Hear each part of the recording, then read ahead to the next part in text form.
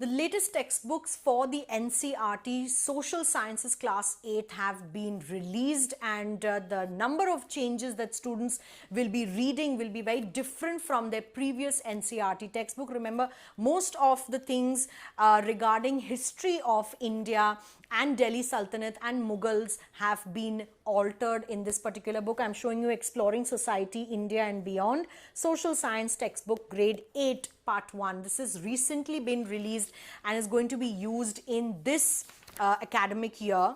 The chapter 2 in the theme B starts with a note on history's darker period, so which mentions how these chapters of Indian history have been darkest hours for the country. And as historians, they face a dilemma on why we should be giving attention to such dark periods, and should we omit them completely from the syllabus. But of course, the book has decided to mention the kind of brutality that was meted out in Bharat at that point of time through the Delhi Sultanate reigns and the Mughal reign. So there's a line that says, a cruel ideology known as narcissism, which was believed in extermination of inferior races, resulted in the inhuman treatment of some ethical groups and brutal rules. So this kind of ideology has been compared to the same ideology that was used by the Mughals as well as the Sultanate in the tapestry of the past. So let me take you through reshaping India's political map. First of all, they talk about the rise and fall of the Delhi Sultanate, which also talks about how in the turn of the 14th century, Alauddin Khilji was conducting military campaigns over north and central India, ransacking and plundering most of the cities.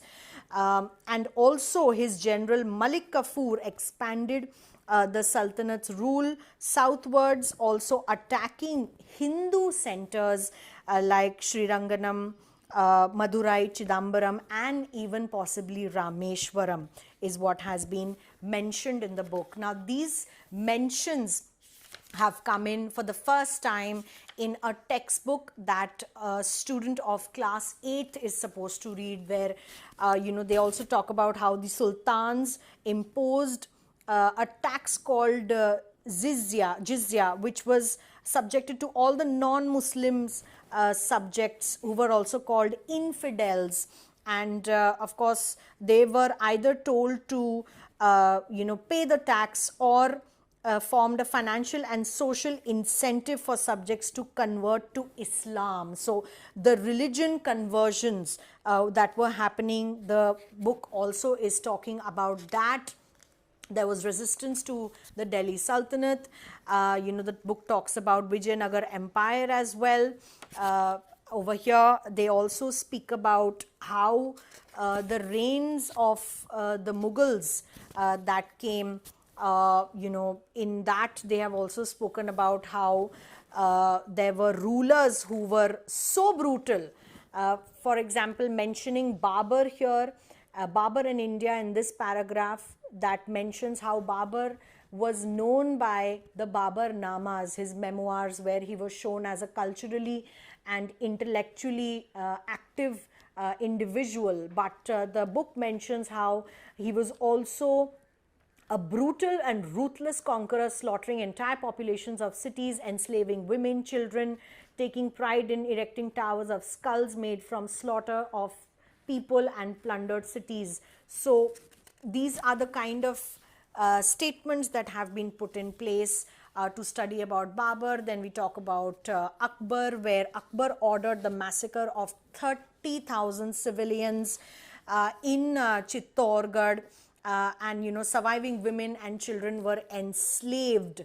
And at the time Akbar was 25, and he sent a message of victory which read, "We have succeeded in occupying a number of forts, towns belonging to the infidels," how people were addressed who were not following Islam, "and have established Islam there. With the help of our bloodthirsty sword, we have erased signs of infidelity from their minds and destroyed temples in those places and also all over Hindustan. So destruction of temples, how that happened, how that came about, has also been thoroughly mentioned in this book. We are also looking at the description of Aurangzeb, where it is once again mentioned how Aurangzeb ended up destroying temples at Banaras, in Mathura, Somnath, and among many others, as well as Jain and Sikh Gurudwaras were also attacked and destroyed by Aurangzeb. So not just his teachings or learnings, but also the way he governed at that point is being brought to light. There was resistance to Mughals, which has been mentioned through people. And lastly, what also strikes new as is the rise of the Marathas, which is the chapter number 3 in the book, that also talks about Chhatrapati Shivaji Maharaj and his legacy. So that entire legacy has been explained, where he was born in 1630, where did he learn swordsmanship, how did he grow up, and how did he fight for the country, what was the retaliation action against the Mughal Empire at that point. He's also been mentioned alongside his 2 sons, Shambhaji and Rajaram, and how the Mughals were totally controlling the Deccan at that point of time, or the Dakhan as it is called in India. So this is Chhatrapati Shivaji's life and kingdom, which has been thoroughly explained in this particular book, which is a first. Say the entire map of the Maratha Empire has been explained as a first in the NCERT, because now the new education policy and the national curricular framework is trying to create a melange of what we used to study in state boards, because earlier Chhatrapati Shivaji Maharaj was studied only in Maharashtra State Board, but now they have included it in the CBSE curriculum, which is the national curriculum. And remember, I'm only holding an English book, but these books will be published in many different languages, which are all spoken and read in India. So these books will be published in Marathi, Gujarati, in Telugu, Tamil, Assamese, Bengali, etc. And this is how the NCERT is looking at inclusion of syllabus or people and leaders that were unheard of in the national course curriculum, which are now being included at the central level, because even though states still have the autonomy to use their own state board textbooks, but largely at least the BJP ruled states are more and more in using the textbooks that are created at the central level. So the NCERT textbooks are being read by students in most of the state boards as well.